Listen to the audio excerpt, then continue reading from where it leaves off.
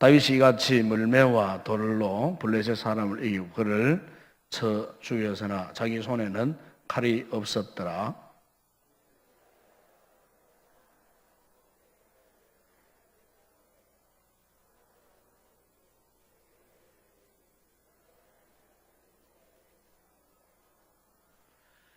이스라엘과 유다 사람들이 일어나서 소리 지르며 블레셋 사람들을 쫓아 가이와 에그론 성문까지 이르렀고 블레셋 사람들의 부상자들은 사라임 가는 길에서부터 가드와 에그론까지 엎드러졌더라.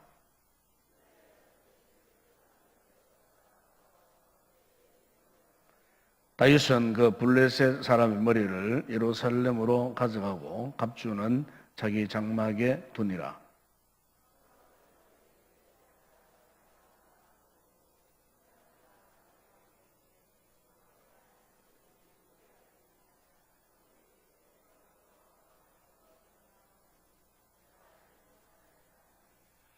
왕이 이르되 너는 이 청년이 누구의 아들인가 물어보라 하였더니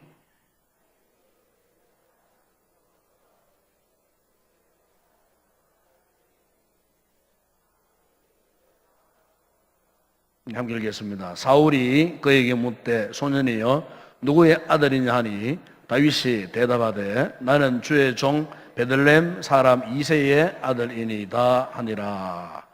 보통 우리가 이제 사람들을 만났을 때에 이런 사람을 이렇게 표현할 수 있습니다. 야, 저 사람 저 특별한 사람이구나. 특별한 사람이다.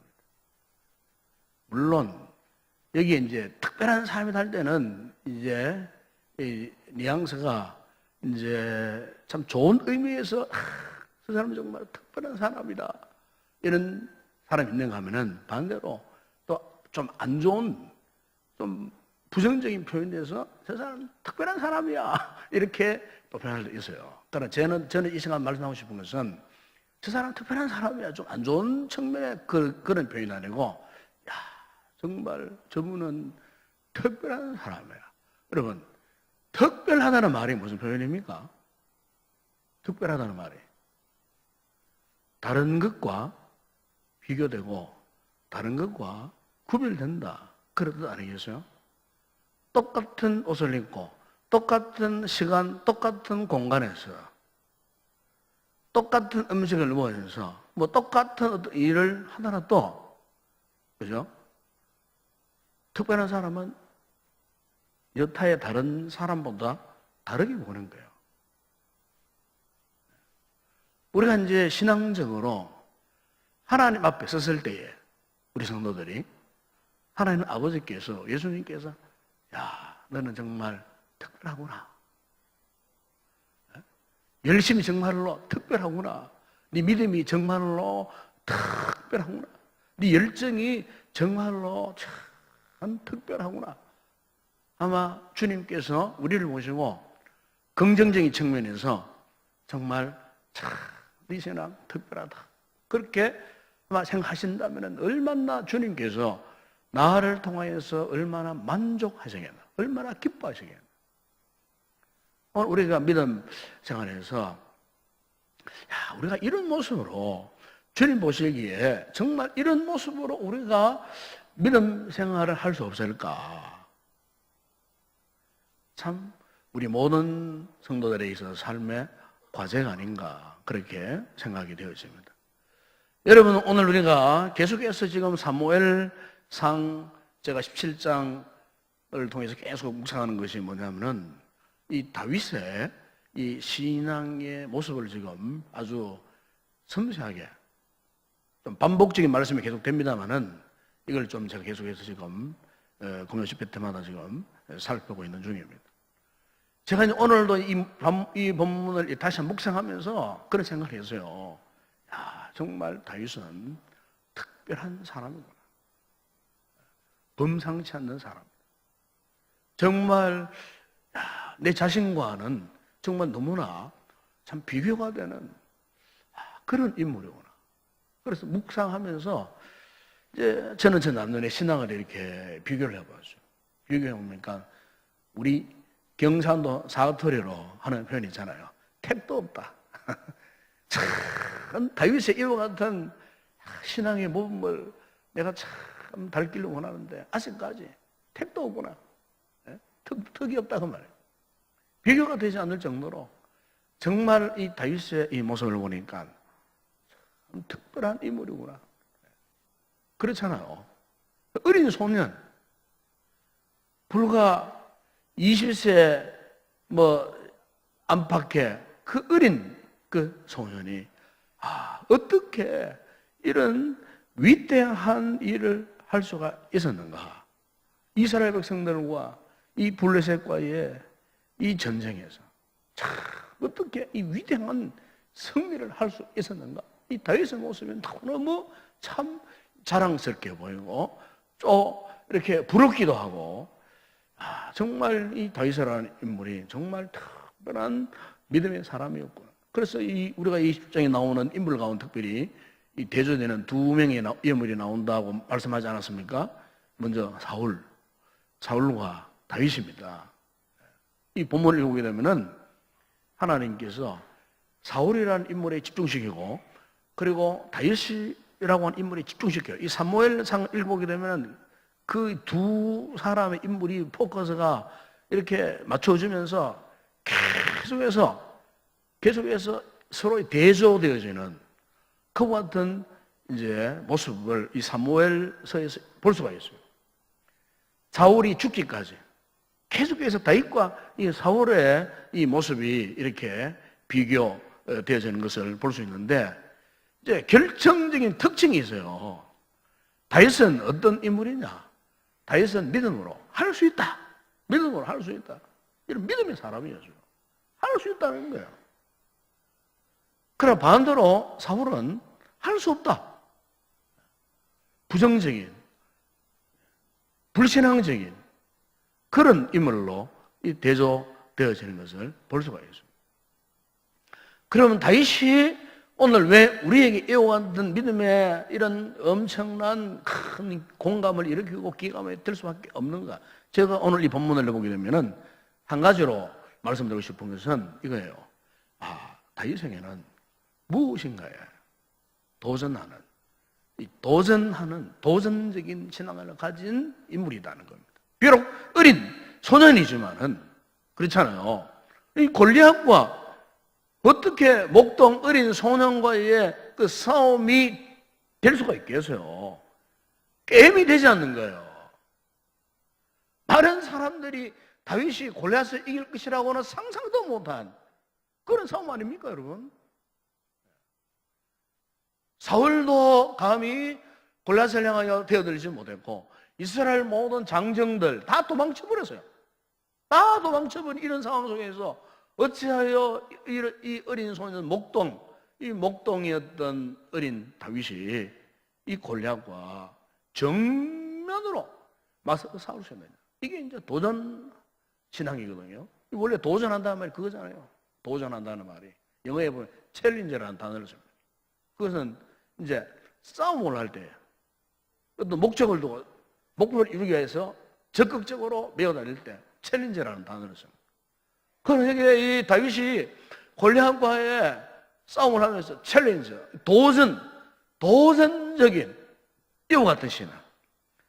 평범한 그런 싸움이 아니잖아요.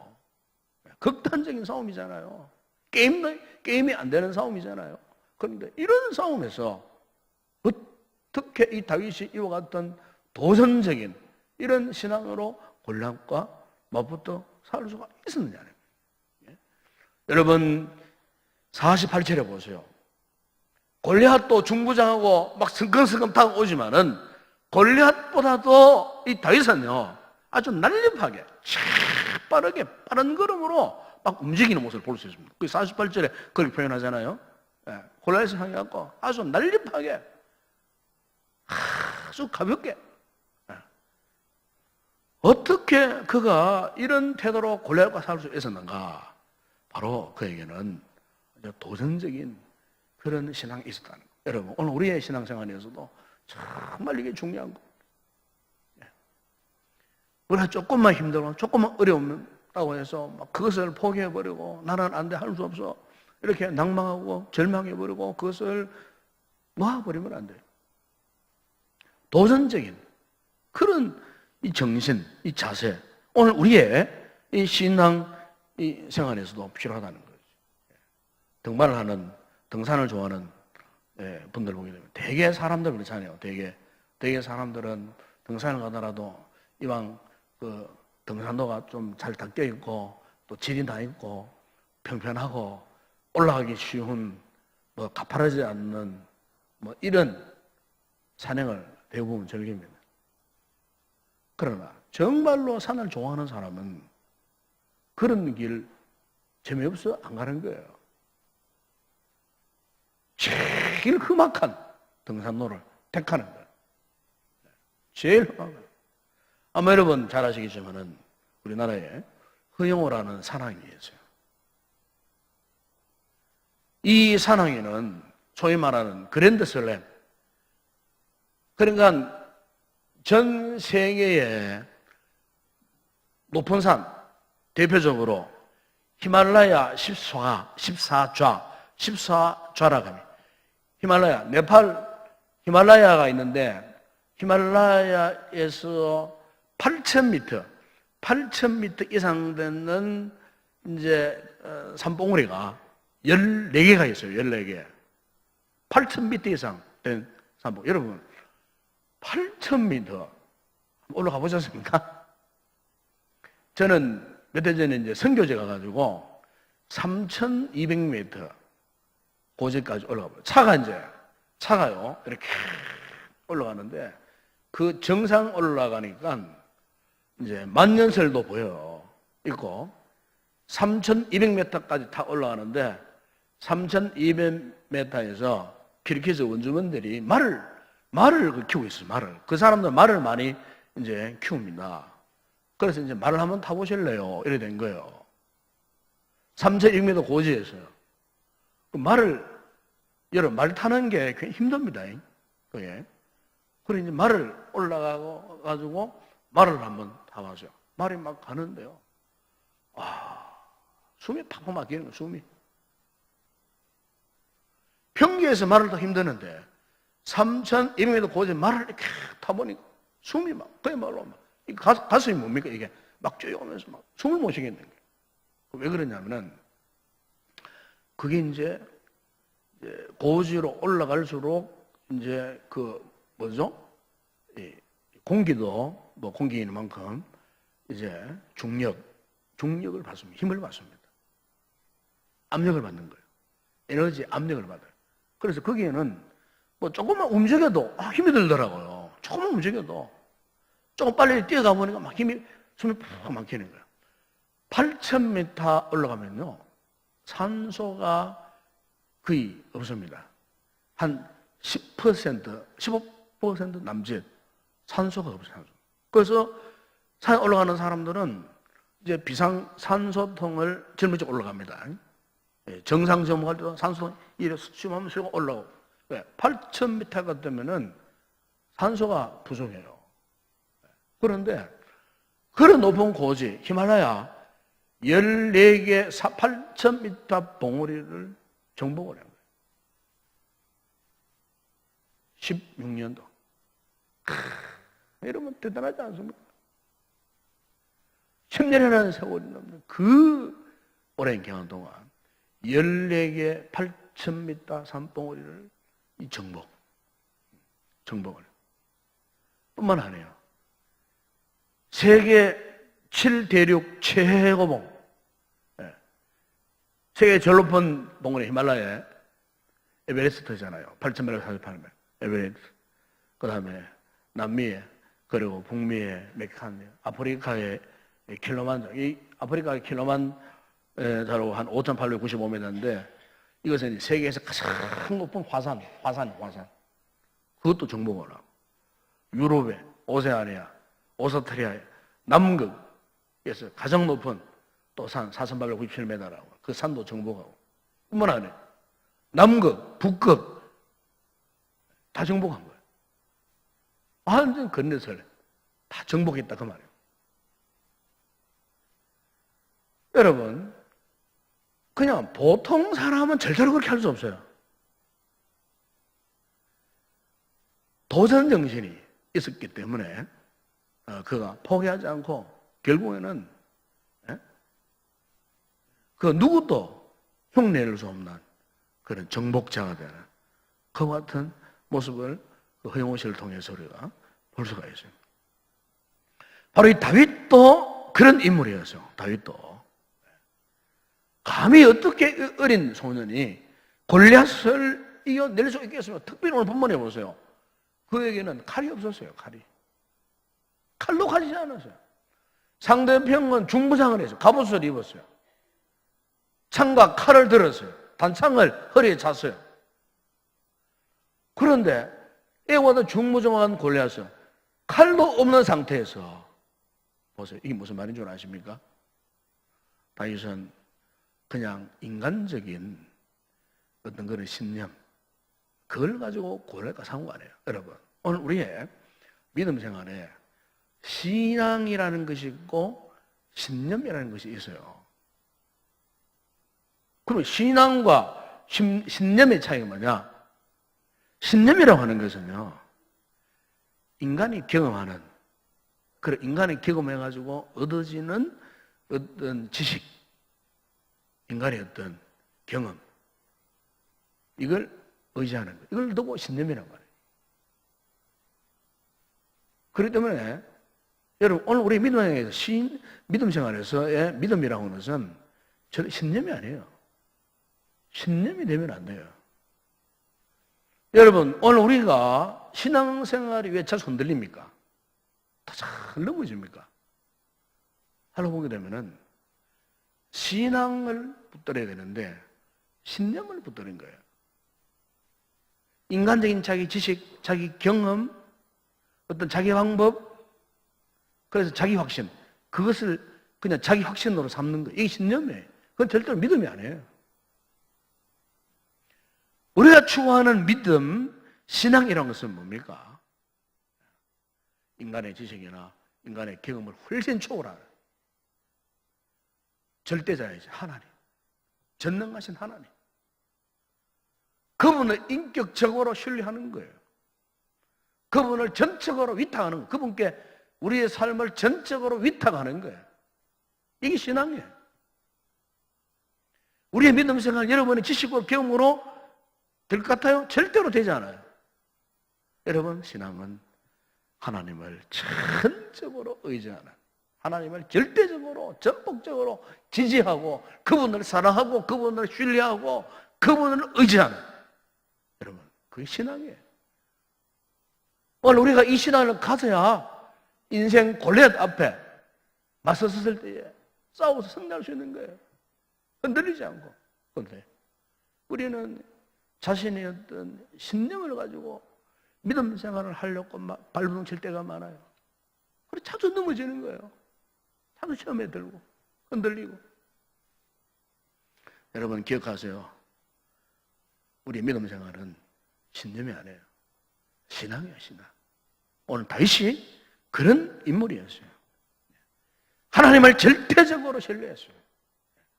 너는 칼과 단창으로 나에게 나오거니와 나는 어떻게 한다 그랬어요? 만군의 여호와의 이름으로 너에게 나아가노라. 믿음으로 물매를 던졌을 때에 어떠했습니까?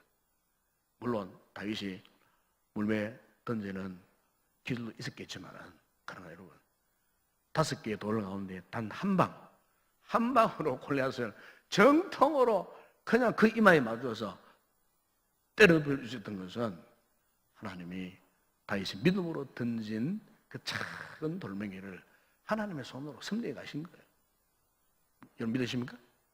하나님의 손으로 그 돌멩이를 섭리해 가셨어요. 그야말로 가장 중요한 한복판 급수에 그냥 한 방, 하나님 그냥 함께 하신 거예요. 여러분, 이게 신앙입니다, 신앙.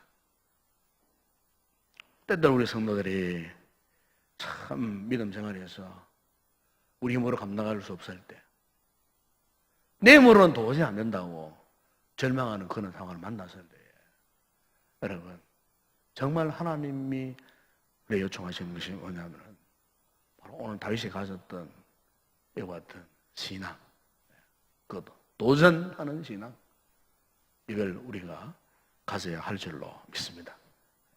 우리 창세기에 보게 되면은 그 아브라함이 하나님 부름을 받고 그리고 100세 때 이삭을 선물로 응답받았던 그 기간이 몇 년입니까? 몇 년이죠? 25년이잖아요. 75세에 부름받고 100세 때 약속의 자손 이삭을 선물 받았으니까 25년이잖아요. 그런데 제가 이제 이 성기 그 아브라함의 일생을 볼 때에 이 아브라함의 그 25년의